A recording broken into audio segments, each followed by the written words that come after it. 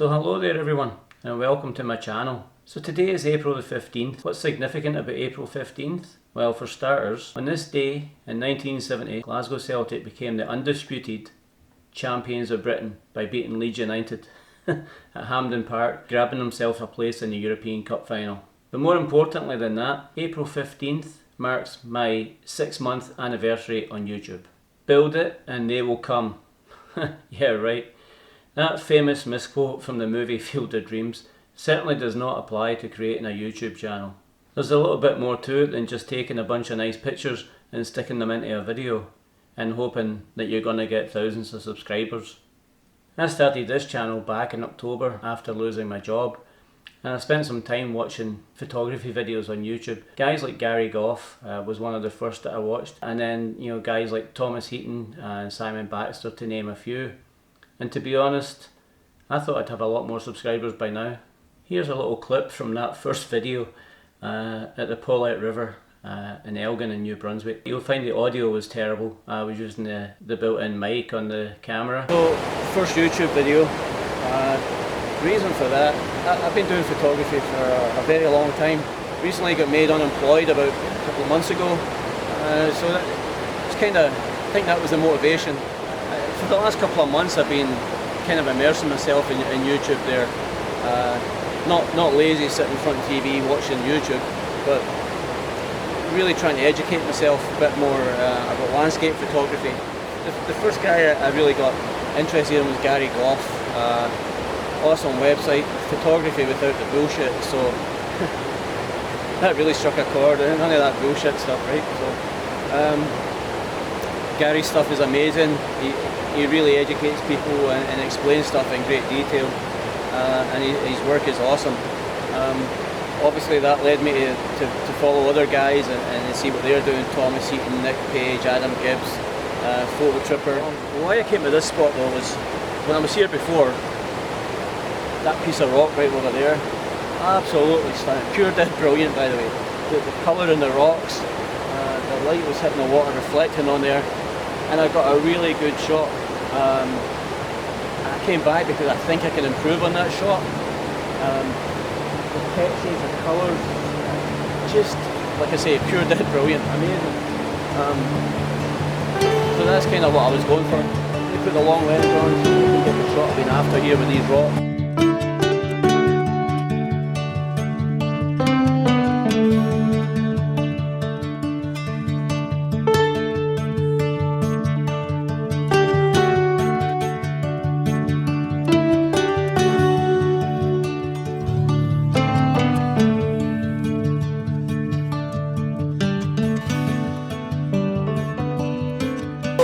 Just going to grab a drink and then probably pack up and head back to the car. Your other national drink, pure dead brilliant. Get it locally as well. Cheers for now. So what have I learned in 6 months on YouTube? Well, for starters, your content has to be good. No point in putting out crap content. Good content, that means good quality B-roll, good quality presentation and narration, and finally, quality images. Now, I'll be honest, I really struggle with the video aspect of things, but I've always said that my channel was about the photography and the video would be second. But at the end of the day, all that contributes towards the image. So it really is about the image. The image is why we do this, it's why I do it. Oh yeah.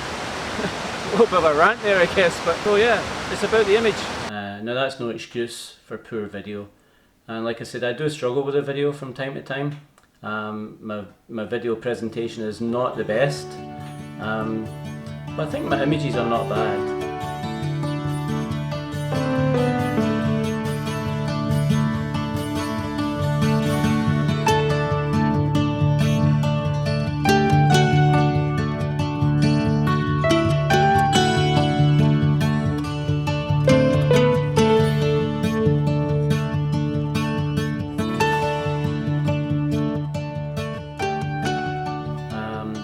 And B-roll, I've managed to capture a couple of decent pieces of B-roll, but I certainly don't do enough.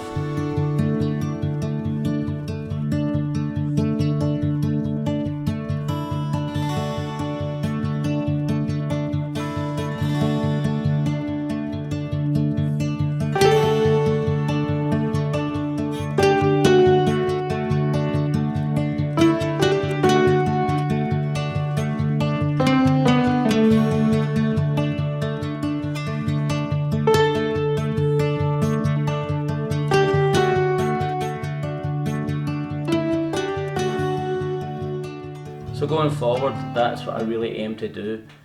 Improve the quality of my presentation in my videos, improve the B-roll footage, and also improve the quality of my images, which was the whole point of starting this channel. As far as the images go, guys, I think my work is getting better.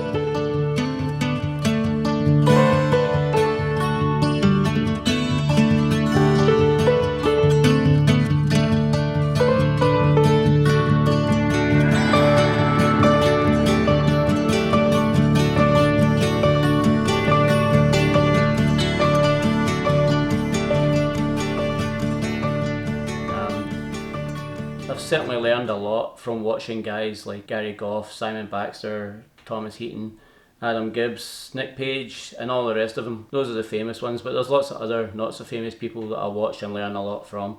Another photographer that I follow and have learned quite a lot from is a guy called Chris Sale. Chris Sale gave up his full-time job to pursue his photography business, and he's got an awesome channel and he gives some good insight into what's involved in actually trying to make money as a professional photographer. So I've really enjoyed Chris's work. I've learned a lot from him, and he's actually featured a couple of my images on his website.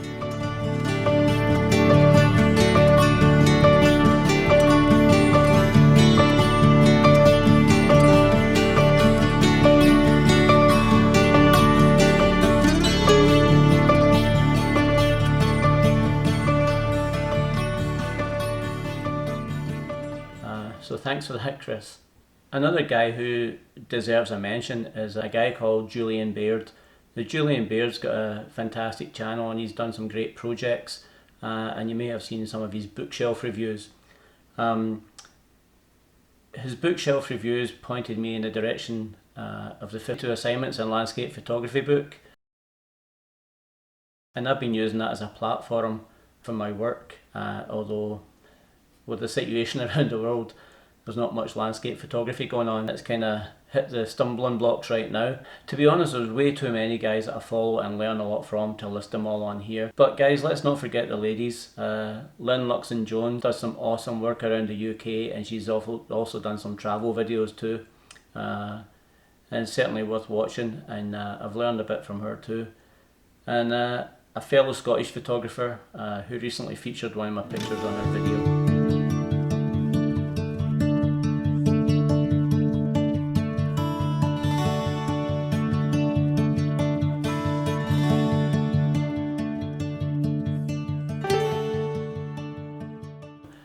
Kim Grant, fantastic personality, and if you like Scotland you're going to love what Kim does. She's got some fantastic videos out from various locations there in Scotland. So all these people I've learned a lot from, and I want to continue to learn. I think my images have improved due to that, and also making the switch from my old Nikon D90 to the Fujifilm X-T30. The Fuji system, I'm new to it, I'm still exploring it. I'm absolutely loving it, and I will be buying more Fuji stuff in the future for sure. My images are better. Now whether that's due to me taking more time and focusing on what I'm doing, or whether it's down to the camera or not, combination of both maybe. Loving Fuji, fantastic little camera, and I'm still realising its potential. And as I say, my images are gradually improving. At some point I do want to start making some money from my photography, and the channel was meant as a platform to try and showcase my work. So I'm always going to put the images first.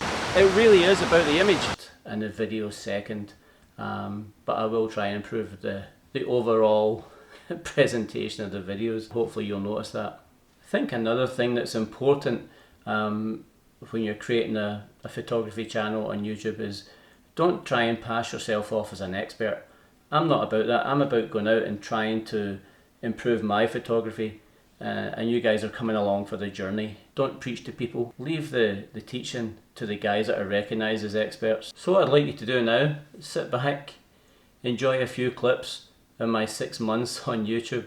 I'll keep them brief, guys, just a few short clips from some of my favourite outings with the camera. But stay tuned, because right at the end there's going to be a gallery of my favourite images. Maybe you guys could give me some feedback, tell me which image you preferred, and if you've got some advice, certainly fire that advice my way. I'll take it all on board and try and put it in practice. So stay tuned for those images coming right up at the end of the video. All I have to say, guys, is I'm almost at 100 subscribers. I'm 3 short, so come on, share this, help me get over the 100. You're doing me a big favour, so yeah, please don't forget to like, share and subscribe. Thanks again for watching. Cheers for now. So guys, what an absolutely glorious morning here in New Brunswick. Doesn't feel like February. It's very warm hiking up that trail there. It's about a kilometre uphill. Almost there now. But my god, it's absolutely beautiful. This is really quite the hike, but loving it. I think I can see the start of the ice caves a bit further up. It's looking good. My god, I'm warm. The voice in the background, my other half, keeping me right on this trail this morning. So guys, here's the start of the ice caves. No idea what I'm going to get. It's full of people, the caves are full of people, but we'll see what we can get here.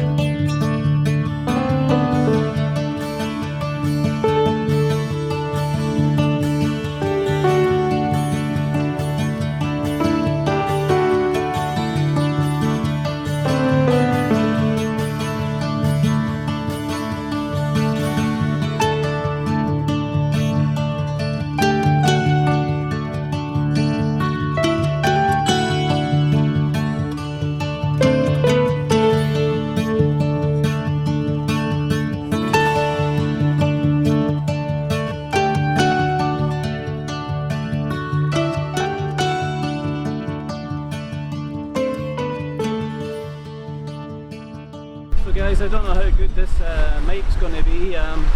Putting it to its test, really picking up, well, see if it's picking up my voice. The wind's pretty strong here, hence the shouting a little bit, but been playing around here on the beach waiting for the tide to go out. Got some long exposures with the Zomi 10 stop.